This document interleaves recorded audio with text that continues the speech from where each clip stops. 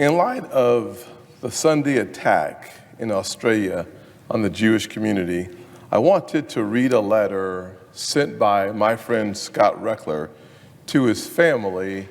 He is Jewish, in response to the Jewish community's pain and misery that they were feeling and experiencing. This is a real-time letter that he sent to his family on Sunday, and I thought it would be appropriate for us to hear these powerful words written to Scott's family. So each year, we light our own menorahs to remember that light can triumph over darkness, that courage and faith can outlast oppression, and that the smallest spark can ignite hope for generations. Tonight is the first night of Hanukkah. It arrives during a moment that feels heavy and unsettling, a time when anti-Semitism is surging in ways I have never experienced in my lifetime. Scott is 58 years old. I had hoped that the recent movement toward peace in the Middle East and a reduction in protests might cool the temperature. Instead, it feels as though the ancient and ugly beast of anti-Semitism has been unleashed again, and it will not be easily forced back into the bottle. Earlier today, he's talking on Sunday, of course, that reality became heartbreakingly clear. Jews gathered at Bondi Beach in Australia to celebrate what would have been the first public Hanukkah menorah lighting of 2025 anywhere in the world.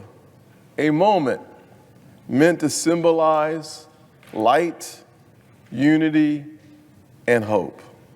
Instead, it became a scene of unimaginable horror. Two armed men opened fire on the gathering. At least 11 people were killed simply for being Jewish. Dozens more were wounded, including police officers. One attacker was killed, the other apprehended, but none of that changes the devastation left behind. The pain is overwhelming. The shock, the sadness, the anger, all of it sits heavily. But history has taught us something essential.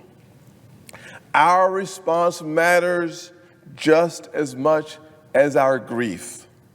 The Jewish answer to darkness has never been retreat. It has always been light. Our response does not need to be loud or performative.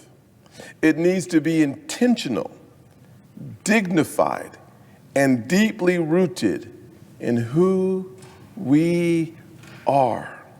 Let us take on an extra mitzvah in memory of our holy brothers and sisters who were murdered simply because they were Jewish.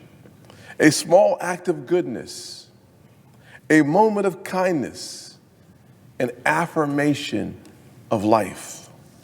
If I may suggest one simple but powerful act, tonight, when we gather with family and friends, let us be especially mindful as we light the Hanukkah menorah. The single candle we light on the first night represents more than tradition. It represents oneness.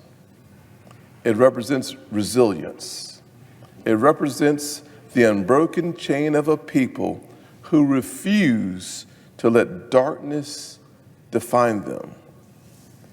That small flame projects a message, quietly but unmistakably, that we are still here, that we are proud of who we are, and that we will continue unapologetically to share light with the world. Let us be who we are in the most beautiful way.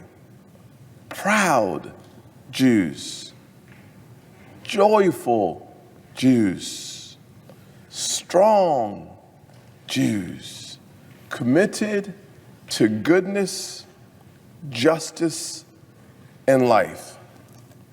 Light does not diminish when it is shared. Light only grows. This Hanukkah season, let those of us, my words not his, who are Christians, light a candle for our Jewish communities, for the strength of our Jewish communities, for the protection of our Jewish communities, and for God's favor to shine on our Jewish communities. Finally, remembering the words of the Reverend Dr. Martin Luther King Jr. Darkness cannot drive out darkness. Only light can do that. Hate cannot drive out hate. Only love can do that. May 2026 be the year that people of good intent stand strong with those who should not have to stand by themselves. May we as a nation, we as a people, and specifically we as Christians, stand not just with the Jewish community, but when possible and necessary, may we stand in front of the Jewish community.